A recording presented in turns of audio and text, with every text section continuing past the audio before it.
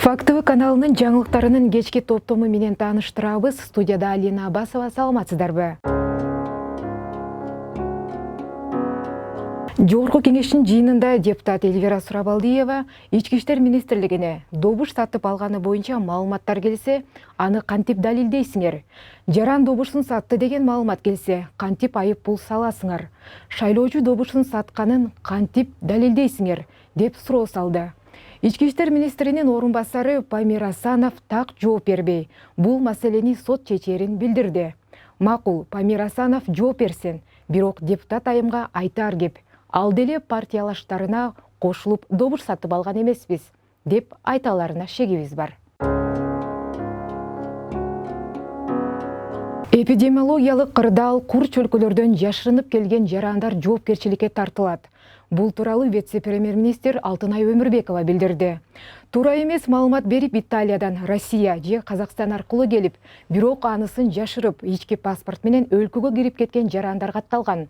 Макул катталыптыр, бирок алардын баарынын тагдыры эмне болду? Же жоопко тартылдыбы? Жокпу? Вице ачыктаган жок.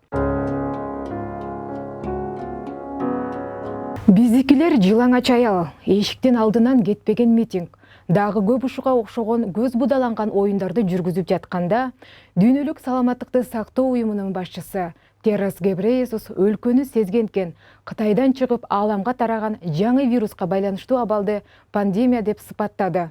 Эскерте кетсек, пандемия бул жаңы пайда болгон оорунун дүйнөлүк масштабта жайылуусу.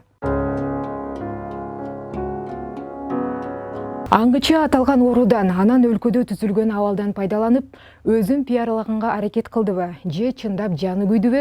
12 марттагы жыйында КСДП фракциясынын лидери Иса Өмүркулов коронавирустан улам дарыканалар дары-дармектерди кымбат сатып, акча жасаганга өтүп алышканын айтты.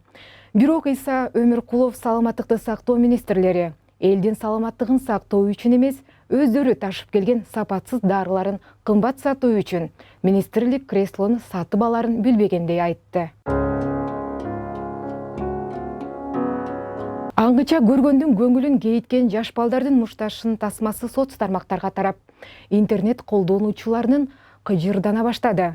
Себеби мушташкан балдардын жабырлануучусу да, сабаган балдар анык болсо да, таасирдүү адамдардын аркасы менен кылмыштуу иш жабылып калганын билгенден кийин КТРКнын экс-директору Акс районунун акими кызматтан кетиши керек деп талап кылып чыкты.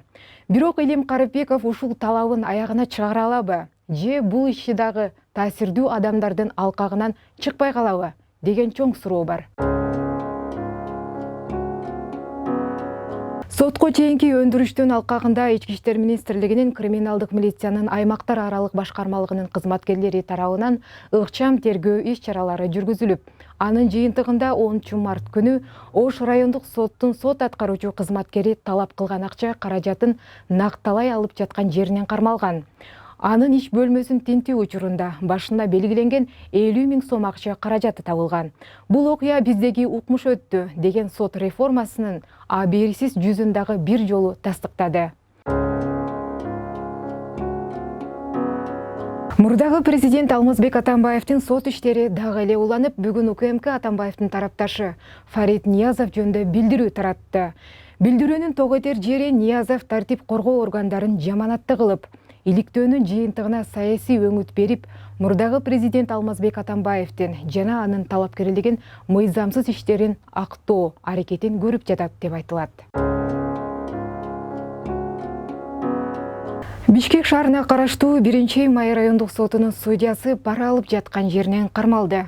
Бул тууралуу факт кежиге Өздүк булактар билдирди. Маалыматка ылайык 37 жаштагы судья соттун чечимин жакшы жакка чечип берем деп $2000 талап кылган. Коррупция менен кармалгандар камалып жатабы же адатынча акчасына таянып бошоп кетип жатышабы? Айталы дегенибиз жоголот деген коррупциябыз жаандан кийинки козу карындай жамырап көбөйүп жатканында. 3 күндүн ичинде 2 сот кызматкери пара менен кармалды дегендин өзү эле эмнени айтып турарын жакшы билсеңиз керек. Чын эле пара алган соттор айыпталып аттап кетерин билишип, ушул ишке барып жатышабы?